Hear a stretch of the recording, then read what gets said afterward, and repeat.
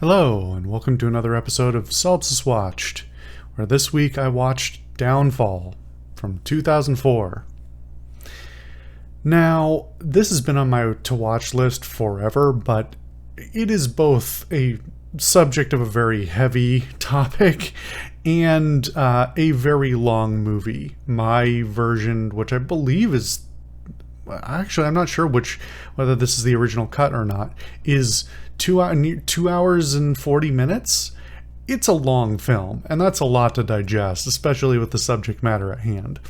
And on the topic of the subject matter, I'm going to dance around the wording of this a little bit so as not to incite the wrath of the algorithm too much, but hopefully it is abundantly clear who and what I am referring to at all times throughout the course of this video.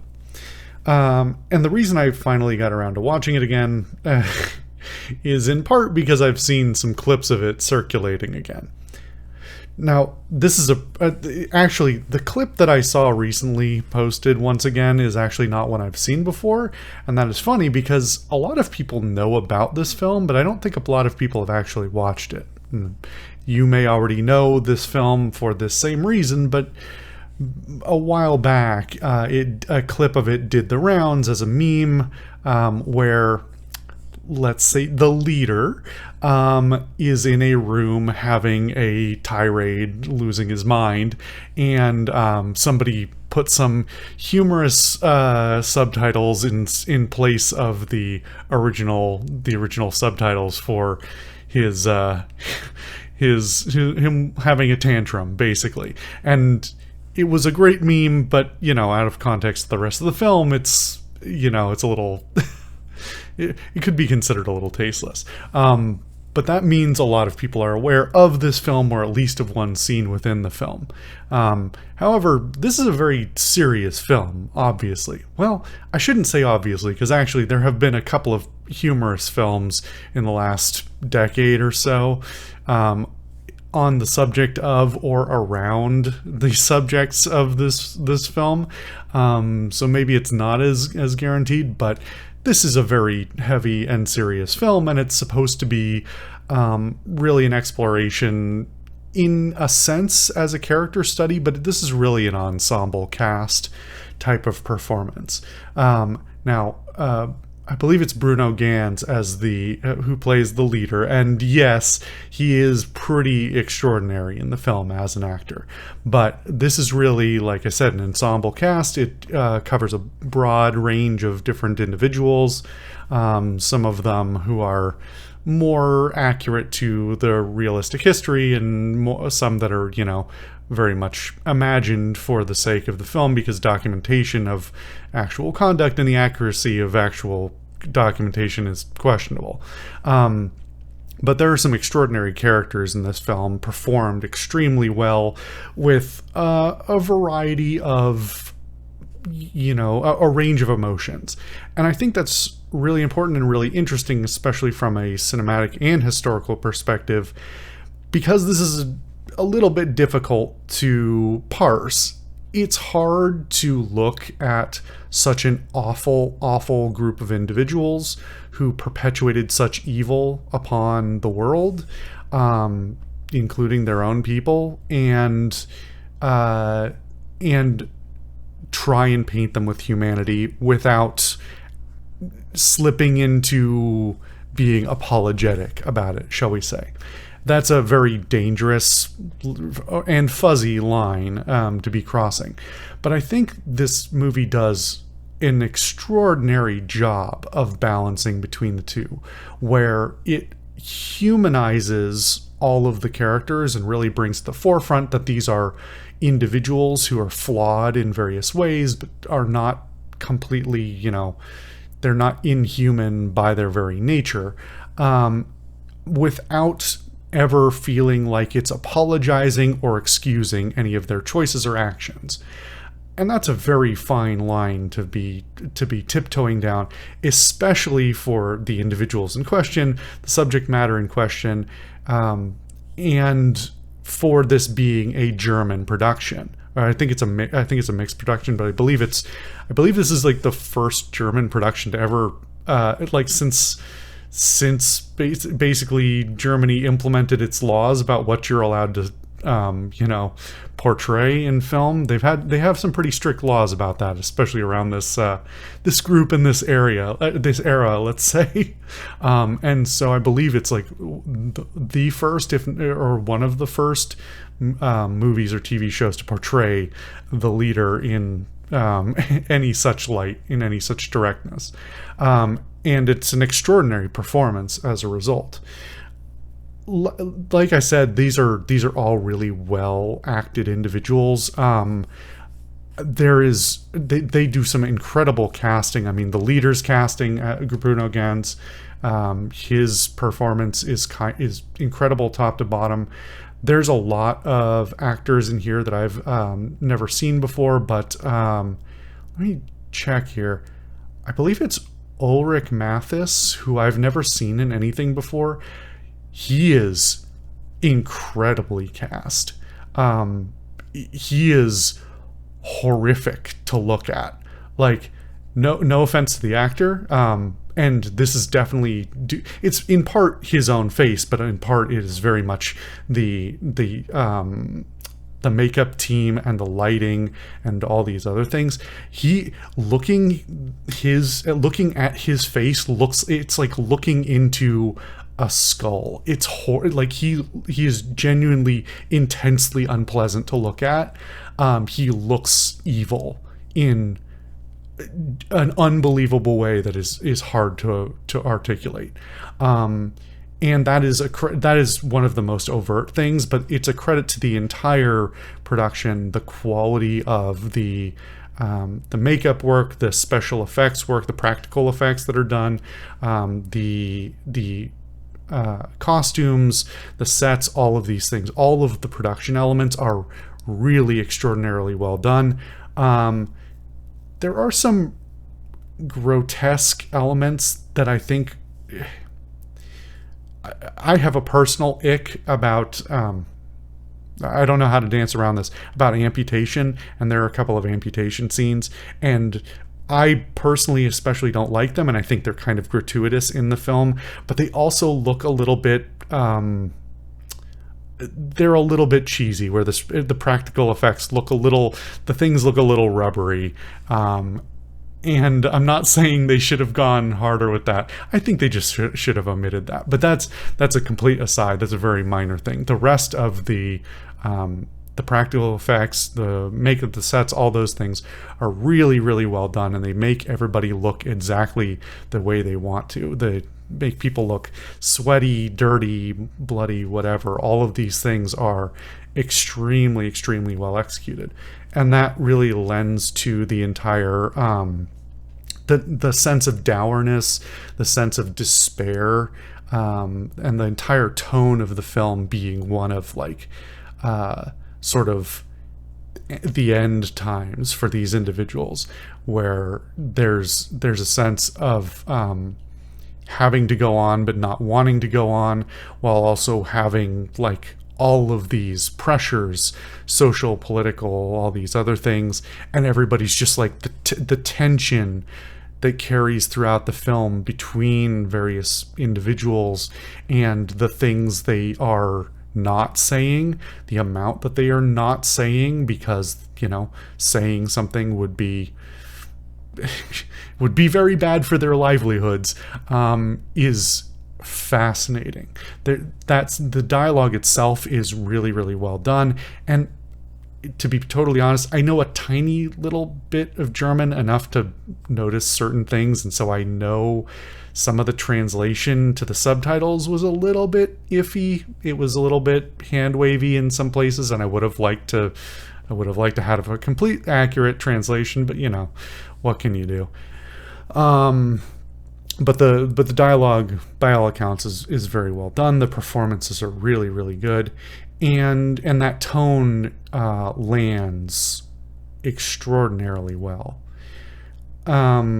The portrayal of all of these characters as things are coming to a conclusion, as things are winding up and winding down, is fascinating to watch on its own. and it is framed. There's a lot of dialogue. A lot of the movie is just dialogue in between individuals, which is all executed super well. But there's also a lot of moments where it's just really, really smart filmmaking, both from a writing and cinematography perspective, and a sort of staging perspective. There's tons of really, really effective scenes where you see this very direct contrast between perspectives of individuals, where the contrast of watching a battle, but you're hearing some noble talk about what to do with their jewelry. That's like, there's tons of scenes like that where it's just this juxtaposition of these delusional individuals who can't or won't understand what's the truth of what's happening to them, or are in denial, whatever other psychological elements are present for them, versus like the reality of the world outside of them, that they're so deep in this situation they are genuinely cannot or don't want to acknowledge what's happening to them. And I think that's what's most interesting about this movie to me in general. I'll get to that in a second. I do want to say before I get there that the one kind of complaint I would have is I do think that the movie runs overall a bit long. It's a little bit meandering and a little bit inconcise. That's not to say that it doesn't have good pacing, but there's just certain times where I was thinking, this is a good scene, but it doesn't need to be here necessarily. It's not critical to the tone here, the story that they're telling, and the understanding of the outcome. This could have been made more concise. And so for as long as the movie is, and as good as every scene is, because there's no scene where I would just go, just throw it away, you don't need it, it could have been tightened up.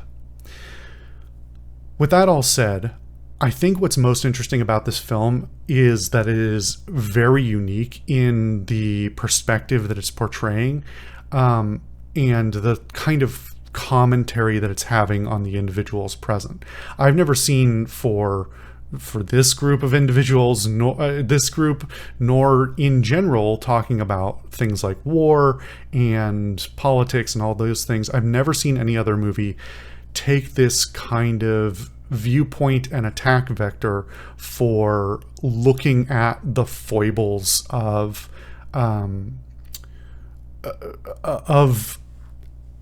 basically a huge mistake. Well, that's putting it way too lightly, but this is very pertinent reading textually for our modern times and for history in general, both before this time and after it, where this movie very much sets out to show you the failures and lack of comprehension of the people who are deep within a political and social machine that is so overwhelmingly corrupted and awful and rotten from the core that everyone inside it is both completely delusional and has been indoctrinated into doing evil on such a grand scale that reality has all but warped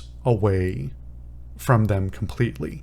Where and I think this is exemplified by the way the movie begins and ends, actually, because it begins and ends, it's bookended by documentary footage of the leader's former secretary, who was alive, I guess, or maybe it was from a previous production, but I mean, she survived and then reflected upon it later as an old woman. And her reflection basically being summarized as, I had no excuse. I was a young woman and I was ignorant, but that is not an excuse for what I what I saw, what I understood, and like my deluded perception of what was happening.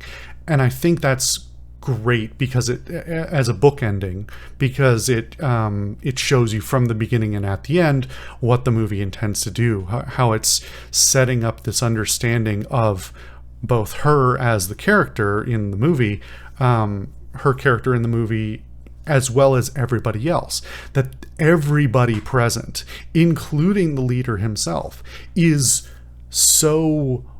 has such a warped reality and is lying to themselves and the people around them to perpetuate this idea of something that doesn't exist, that can't exist, that so many of the things that happen throughout the movie are just grasping at straws, grasping at a reality that doesn't exist, that, oh, we'll just move all these troops, and people are like, those troops don't exist, and everybody's just like freaking out, but nobody ever countermands. Like, people make efforts. There are people who make efforts to be, voices of reason, and sometimes they eventually get through a little bit, but this whole culture that has surrounded it up to this point of this mythology, all these other things, they all lead back to this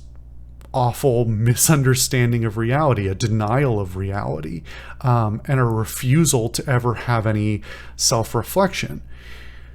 And it's very reflective of all kinds of people throughout the history, and maybe even to a lesser extent, I'm not going to compare directly, but like people you may know from your own real life. I certainly have met people in my real life who are just deluded about their reality, and they are narcissistic, and they believe they're always right. They believe they cannot do wrong, and that reality will prove them correct in the end.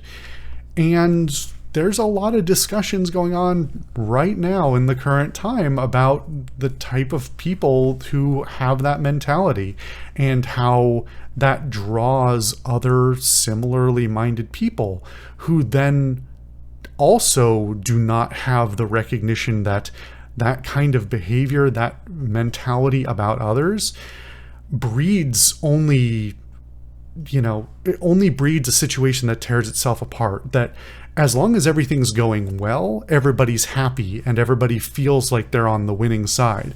But the second things start going wrong, or people start denying things, they deny reality, they lie to each other, they throw each other under the bus. Anyone who is not a supporter is immediately considered to be, the worst evil that's ever existed and painted as a villain, because that's what this mentality perpetuates. It's the only thing that can come out of it, because when you have a bunch of people who only think they can be right, there has to be, one or some at the top who have to be the most right. And so anyone who's lower but thinks they're right, and if there's a conflict, it tears itself apart at the very seams. And so that goes all the way down to common people doing common people jobs, who are just become so swept up in it that their delusions about what reality is blind them to what's happening or what their life is about to become. It's a fascinating dissection of the psychology without really explicitly addressing it. I've never seen, like I said, any other movie do anything like this for this person or really any other political subject, and I find it incredibly impressive. So along with everything else that is so well made about this film, that I find particularly well done. The execution is fantastic. It's a very, very heavy movie, no surprise there, but I cannot recommend it highly enough. It's really, really well made, and I would be surprised to ever find another on the subject that did it quite this well. Anyway, thank you guys for watching another episode of Solipsist Watched, and I'll see you guys next time.